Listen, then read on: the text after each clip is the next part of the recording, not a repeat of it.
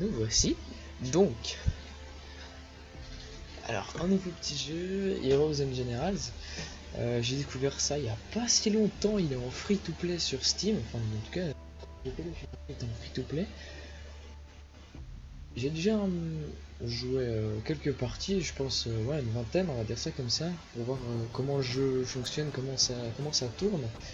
Et donc, ici, alors on a un personnage, déjà au lancement vous avez un personnage de chaque sorte. Et ici, l'échoppe ne vous sert presque à rien. J'ai tendance à oublier ce détail. Alors, vous avez un américain, un allemand et un russe. Pour l'instant, il n'y a que ces trois-là. Il y a des guerres qui se passent, mais ça, niveau 5, on pourra commencer à rentrer dans le truc général. Je vais vous montrer vite fait. Donc voilà, donc nous, on est. Chargement, ouais. Donc nous, on est les bleus. Et on est contre les Allemands et les Américains. Alors pour l'instant les Russes ce sont ceux qui... Il y a un bonus d'XP en fait par rapport à la personne, enfin au clan que vous choisissez. Là pour l'instant je choisis les Russes parce que c'est ceux qui ramènent le plus d'XP. Ici les étoiles, vous devez capturer en fait toutes les petites zones, ou une bonne partie du moins qui sont autour des étoiles pour avoir ça. Et j'ai pas trop cherché parce qu'en fait moi j'y ai pas accès, il faut être au général donc il faut jouer blindé. Donc j'ai pas encore accès à cette partie, mais d'après ce que j'ai pu comprendre, c'est assez complexe, mais c'est assez fun. Je vous dis, hier ces trois zones-là, elles étaient rouges. Il y a quelques petits changements, celle-là est passée rouge. Ici il y a une ligne de combat qui s'est formée. Voilà, il y a quelques petites lignes par-ci par-là. Passer par l'Angleterre par exemple, par tout au-dessus. Les Russes arrivent à passer assez facilement, mais ça sert à rien parce qu'il faut faire tout, dégommer tout ça avant de pouvoir atteindre l'étoile. Donc forcément ce qui est le plus protégé c'est ça. Pour l'instant nous on s'en fout de ça, enfin on s'en fout, non mais on s'en occupe pas, on va se poser sur les joueurs. Donc avec l'américain vous avez une main, un carabine à main. Avec les noms vous avez le petit Gewehr 43, ou G43 pour ceux qui ne connaissent pas trop. Excusez-moi si ma prononciation est mauvaise, c'est un petit peu normal, et je ne suis pas vraiment allemand. Et donc j'ai déjà amélioré à peu près pas mal d'armes. Je peux vous avouer que je me débrouille plutôt bien, parce que chaque fois je termine dans le top du classement. Et du coup ça me permet de gagner plein d'XP assez rapidement. Et là voilà, on a déjà les trois sont niveau 2. Et on a les grenades sur chacun, on a les pelles. C'est très comique à la pelle par contre. Si vous visez la tête, vous pouvez one shot, mais si vous visez le corps, c'est 3 coups, c'est comme l'arme normale. Donc on va partir avec l'américain ou avec le russe. Donc, le russe il a plus d'XP. Attention, une bataille organisée. Part en russe. Donc ici vous pouvez choisir le personnage que vous envoyez en combat. Donc soit vous faites un, soit un autre, soit vous en mettez plusieurs et ça choisira au hasard. Donc votre matchmaking ira plus vite.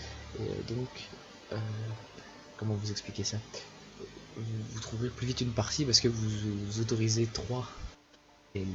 trois classes, les trois pays, en gros on va dire ça comme ça. Et donc ici vous avez le choix entre les différentes escarmouches. Donc ce qui est plutôt pas mal, c'est quand il y en a une que vous aimez vraiment pas, vous la décochez et vous ne l'aurez pas. Ici on a une confrontation, je vais vous la montrer. On va faire chaque truc. La confrontation, on s'en fout si qu'on soit allemand, américain ou quoi, c'est juste deux clans, c'est chacun de son côté.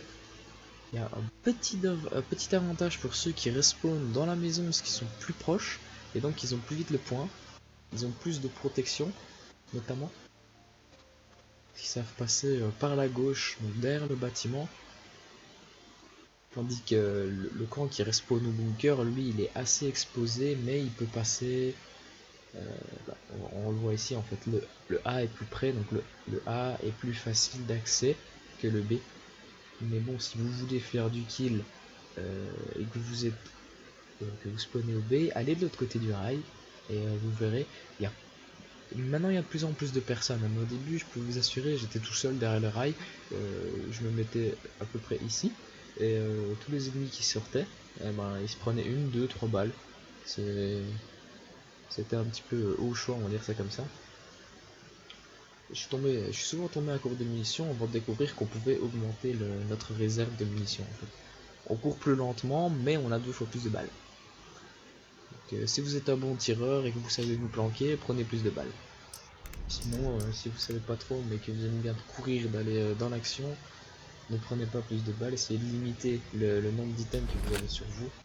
Du style, ne prenez pas de pelle. C'est simplement. Commence déjà à siffler toi.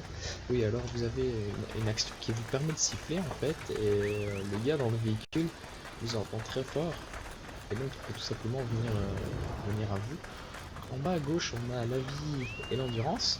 Au milieu en bas, attention parce qu'ils ont déjà ils ont sorti les jeeps avec les galeries. Ça, c'est les joueurs qui vont sortir ça. C'est la première page parce que ça fait quand même pas mal. Ici, vous voyez, ils ont déjà capturé alors que nous, on y a peine d'arriver. On va pas trop se la jouer en mode bac à ça.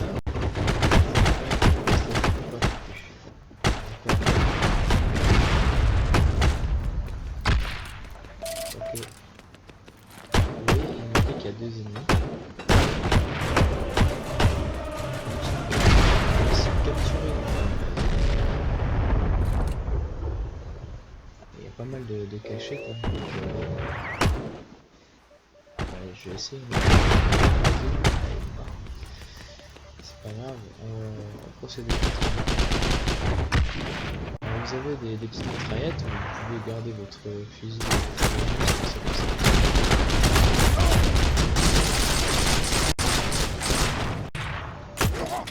Et vous pouvez sortir à la volée. Oh, parfait, il est tombé.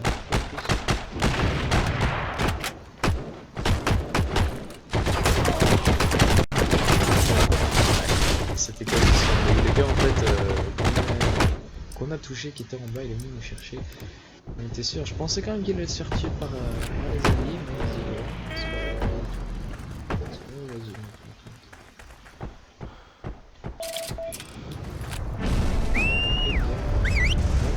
Ramène-toi. Et donc, c'est un petit peu comme au Call of Duty 1, mais en premier mot du jour.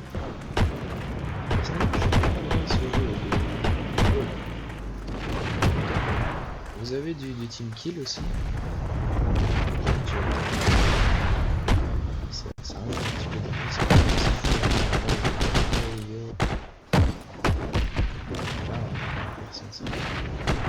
On va essayer de rentrer par ici. Non,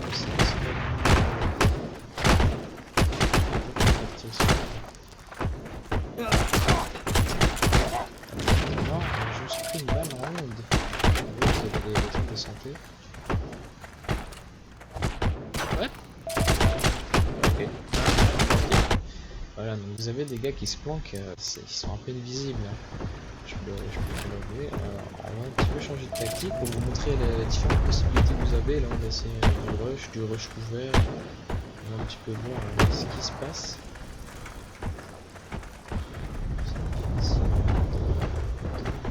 Voilà, là on a un allié qui va se faire tuer. Et c'est les gars qui sont à l'intérieur. Vous pouvez voilà, vous coucher, regardez là, on a là un qui a tiré. Alors, je sais pas trop si c'est un ennemi ou pas.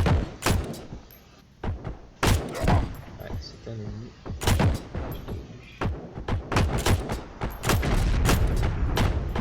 Donc, vous voyez, c'est quand même, il faut être assez précis. Parce que c'est tout petit, je vous le dis,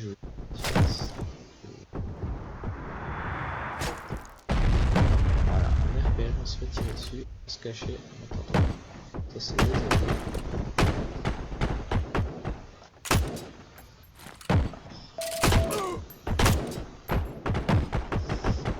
Mettre des balles c'est bien, mais le mieux c'est se tuer, ça développe 5 XP.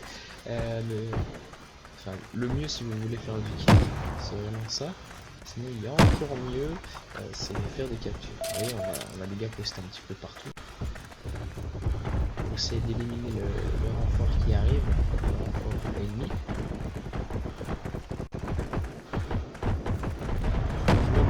je suis à l'intérieur, je suis au CAC, oui, avec le gear. Depuis le PSH, des fois ça fait un petit peu mal. Je vais voir, mais ils sont petits.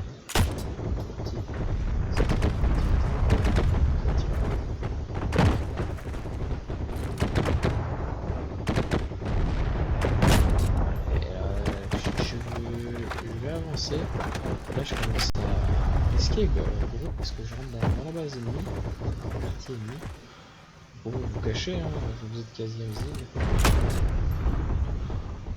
donc, il y a des ennemis partout et on n'a pas de. Parce qu'on n'a pas de boule. Peut-être pris une balle. Mais donc, ici, pour l'instant, c'est pas bien du tout. Alors, que dalle. Et vous voyez la maison là-bas? C'est là que les ennemis se ce qu'on peut faire, c'est jouer un petit peu au héros parce que disons que j'aime pas trop ce qu'on a fait, c'est sauvegarder.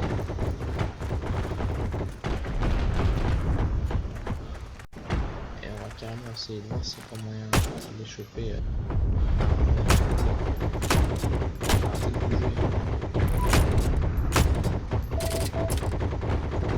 On en fera eu un.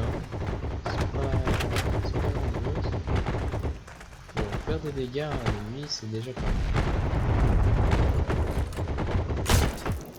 Oh! Ouais, c'était pris en compte, c'est bon. Pourtant, j'ai pas eu un autre point. Hein. Il est tombé direct. Là, je me sens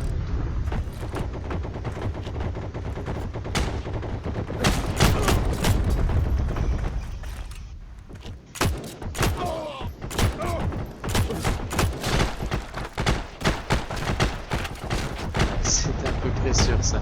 On joue un peu trop au héros 5-3. D'habitude, on mort 2 voire 3 fois par partie maximum. Mais là, c'est vrai qu'on fait pas comme. J'essaie en même temps de vous montrer un petit peu. Bon. Et vous avez la possibilité de noter les batailles. Ce qui sert à rien une fois que vous l'avez noté une fois, c'est la map. Alors, ça peut jouer par rapport au matchmaking. Donc, ici, on a quand même pas mal de médailles et de tout. Donc vous voyez, on est quand même déjà niveau 8, presque 9, et le niveau maximum c'est 12, donc ça avance quand même assez vite.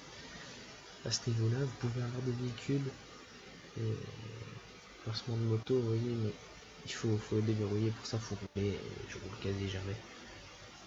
Alors vous pouvez acheter les rubans, ça fonctionne aussi.